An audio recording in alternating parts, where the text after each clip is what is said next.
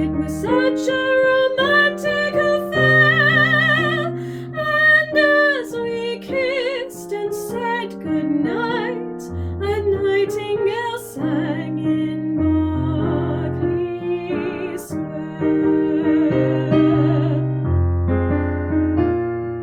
How strange it was, how sweet and strange, there was never a dream to compare with that hazy, crazy night we met when a nightingale sang in Berkeley Square.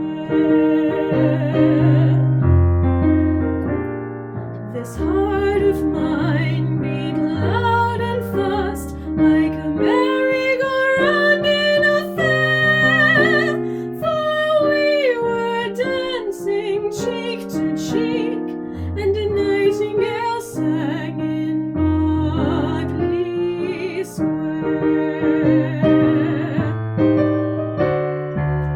When dawn came stealing up all golden blue to interrupt our rendezvous, I still remember how you smiled and said, was that a dream or was it true?